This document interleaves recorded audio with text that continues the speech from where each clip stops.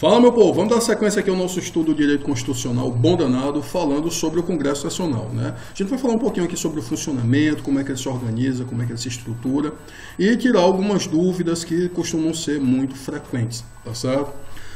Primeira coisa, pessoal, sobre as sessões do Congresso. Em regra, as casas do Congresso Nacional, a Câmara e o Senado, elas vão atuar separadamente, tá certo? Então a Câmara está votando uma coisa, o Senado está votando outra, cada um com sua agenda, cada um com suas prioridades. Tá certo? Quais são as exceções para isso?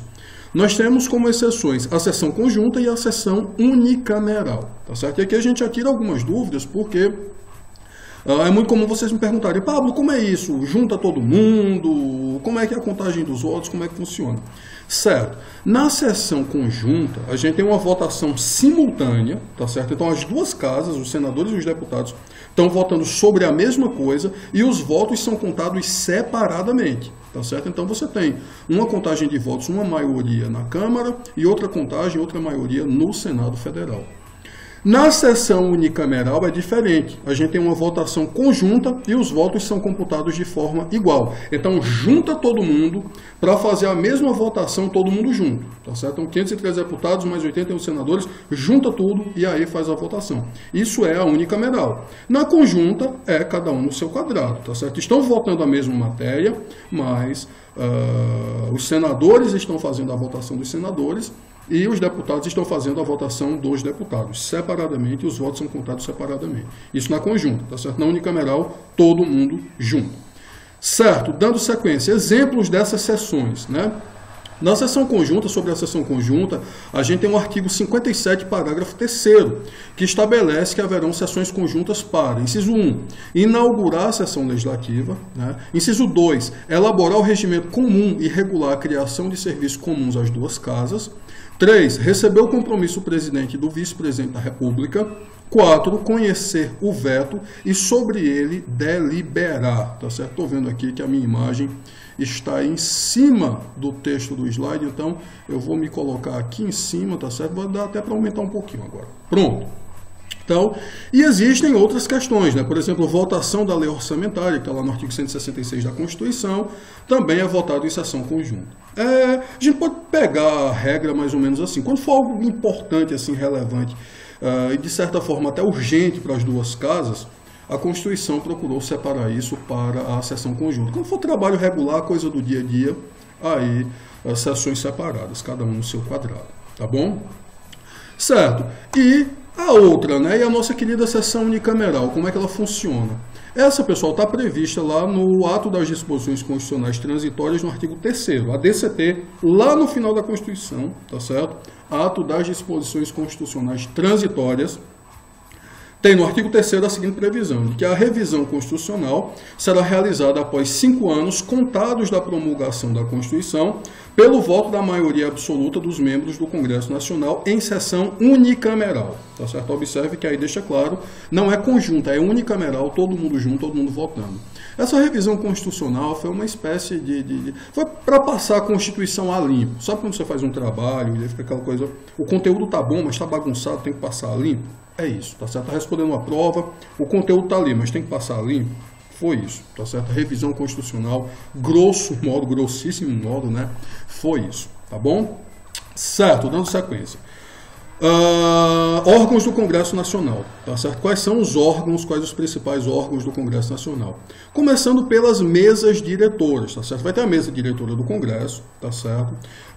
Que é presidida pelo presidente do Senado Federal, tá certo? Vai ter a mesa diretora do Senado e a mesa diretora da Câmara. E o que a gente vai falar aqui sobre os órgãos vale para isso, sabe? Por exemplo, comissões, né?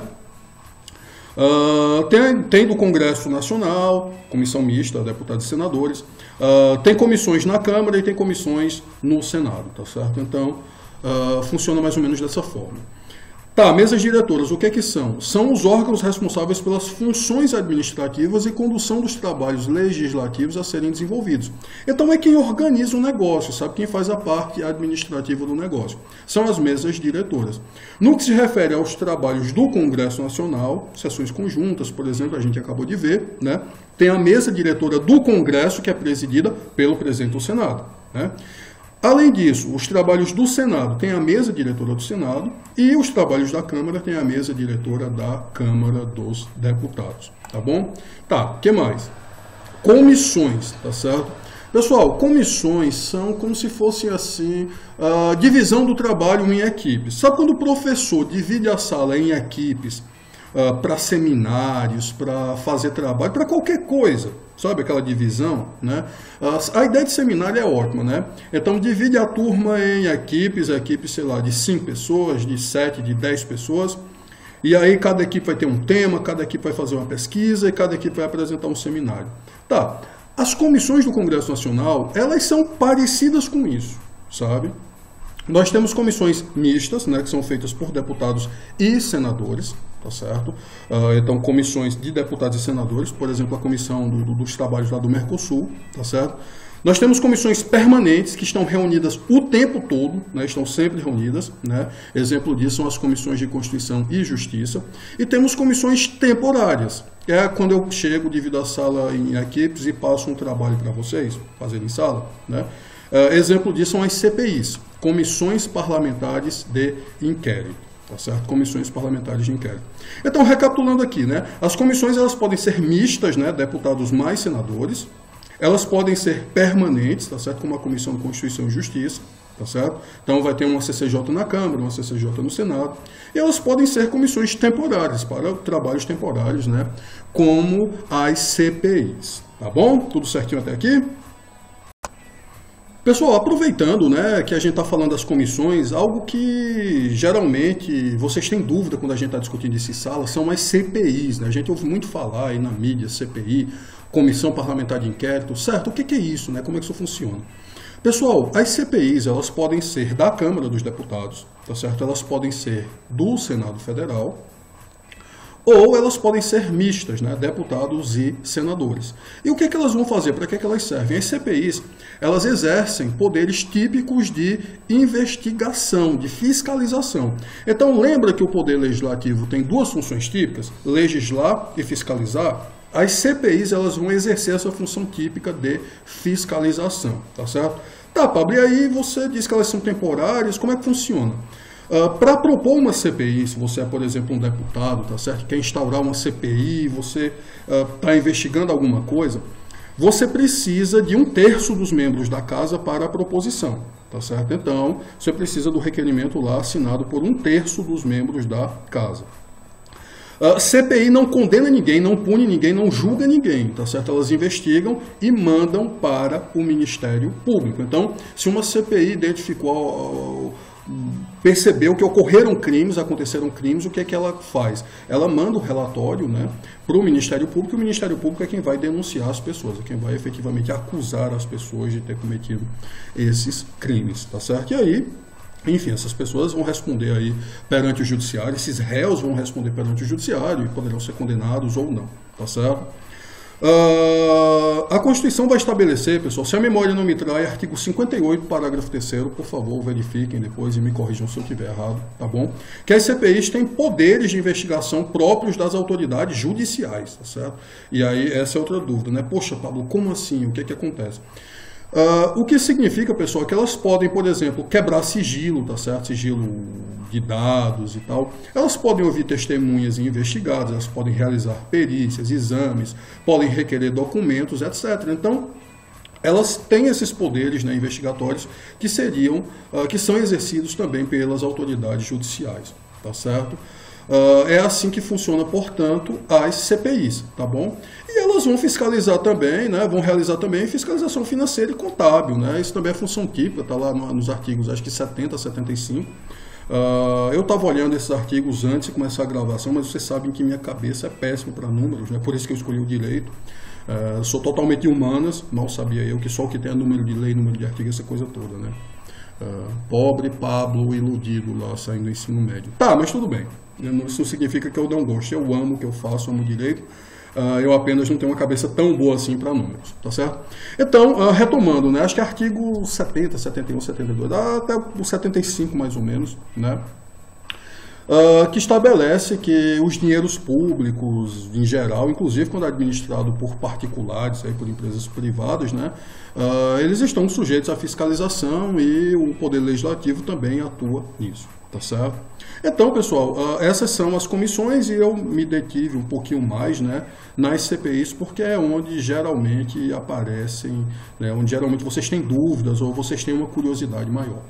Certo, dando sequência, né, ainda com relação aos órgãos do Congresso Nacional. Plenário, o que é o plenário? O plenário, pessoal, é o órgão de deliberação máxima da casa, né, composto por todos os parlamentares que são parte daquela casa, que integram aquela casa. Então, é aquele momento que, né, cada deputado um voto, cada senador um voto, quando todo mundo vai ter a oportunidade de votar uma determinada matéria, tá bom?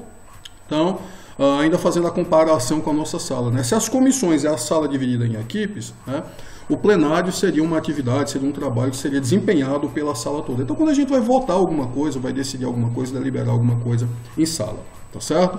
Então, isso é o plenário, né? O órgão máximo, o órgão de deliberação máxima de cada uma das casas do Congresso Nacional. Tá. Reuniões. Quando é que o Congresso Nacional se reúne, né? O artigo 57 vai estabelecer que o Congresso Nacional reunir-se-á anualmente na capital federal de 2 de fevereiro a 17 de julho, e aí, né, vem o primeiro recesso, e de 1º de agosto a 22 de dezembro, tá certo? E aí, a partir do dia 22 de dezembro, tem um segundo recesso até 2 de fevereiro, tá certo? Sendo que, na prática, vai chegando, quanto mais perto do recesso, mais gente você acha lá, tá certo? Mas esses são os 2 recessos anuais. Pablo, fora desses recessos, você nunca vai ver um deputado, um senador em Brasília? Não. É possível haver até a convocação para reuniões extraordinárias, né? Nos termos que a Constituição estabelece. Eu creio que nós já até falamos um pouquinho sobre isso aí em outras aulas, em aulas passadas. Então, pessoal, esse é o Congresso Nacional, tá certo? Essa é a estrutura básica do Congresso Nacional, funcionamento básico. Eu espero sinceramente que vocês estejam gostando. Quaisquer dúvidas eu estou à disposição no WhatsApp, pelo nosso portal acadêmico, e, enfim, sempre um prazer imenso, né, tá discutindo direito com vocês. Beijo no coração e, como sempre, bora arrochar o nó estudando direito constitucional. Bom danado!